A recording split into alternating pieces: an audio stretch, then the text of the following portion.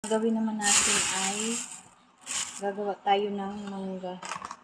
Mangga, tas lagyan natin ng condense at saka fresh graham. Ang sarap kasi nung ginawa ng anak ko nung karaan na nilagyan niya lang ng condense at saka biscuit lang nga yung ginamit niya, pero masarap. Kaya tatry ko. Aanuhin ko lang ng kutsara. Hindi ko i-blender kasi walang straw na pang kasi pag blender, di ba pinong-pino siya. Kaya kailangan pag nag-blender ka nito, dapat straw yung gagamitin mo. Kaya ito na lang. Puputsarain ko na lang ng pino. Ay, natapon.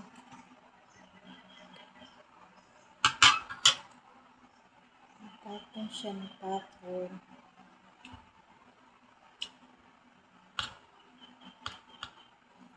Ang dessert na ito, guys. Nung isang araw, gumawa kami ng mango tapioca. Sarap din. Kaso ubos ka agad.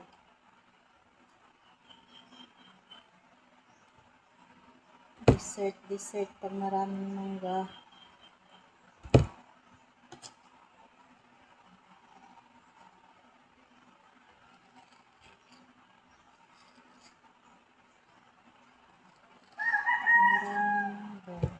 Kaya tayo ng dessert. Malinis naman yung kamay ko. Nagpugas ako ng kamay ko. Kainin ko na lang yung mamaya ang buto.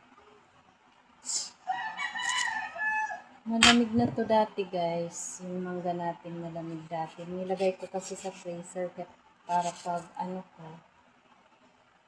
malamig na.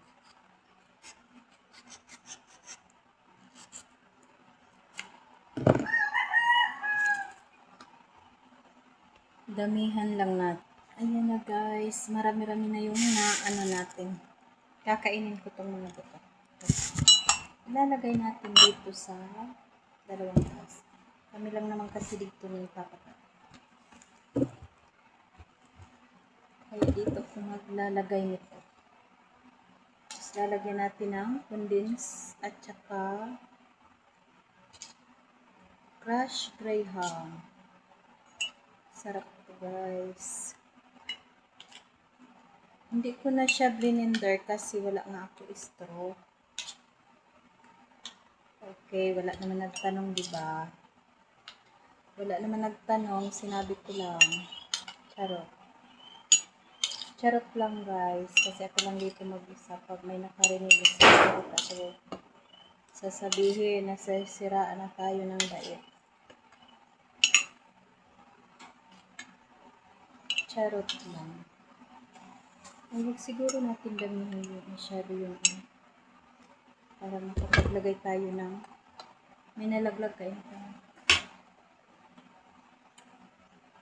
Tapos lagyan natin ng condense. Mga dalawang kutsara. Tapos ito din. Mga dalawa din.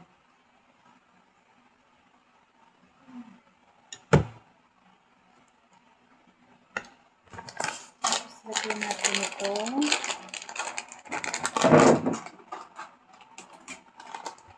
Lagyan natin itong crushed graham.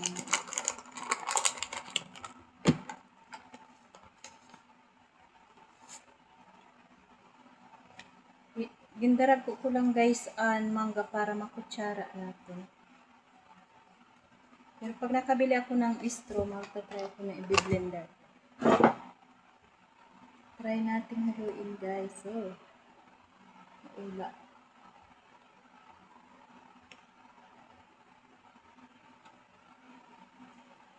Dapat hindi makalat para maganda tingnan.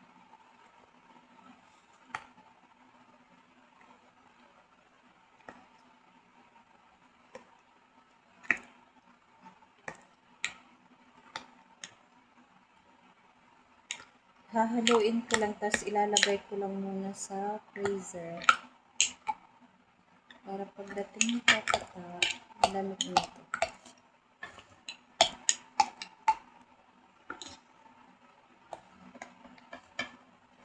Itagal natin ang mangga para matang.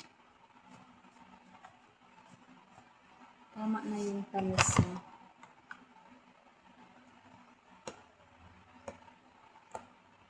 Ay, fresh graham pa lang idadagdag ko. Sabi ko, dagdagan ko ng mangga.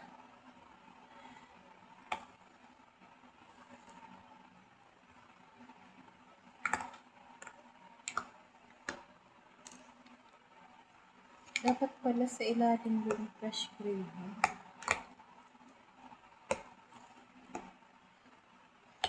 Pala sa ilalim. Para maano siya ng maayos.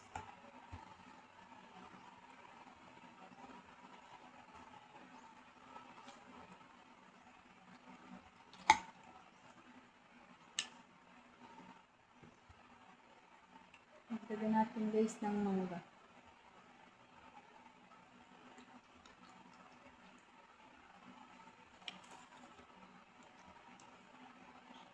Masarap yan.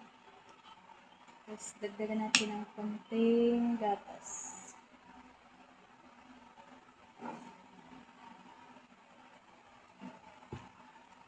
Tapos lagay ko sa freezer.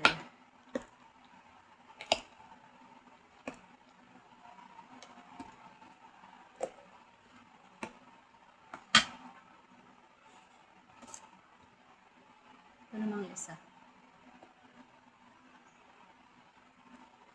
Right. Matatapon yung ano.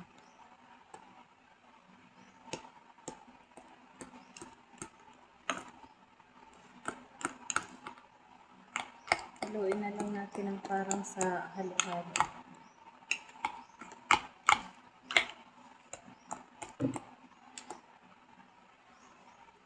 Thank you guys for watching.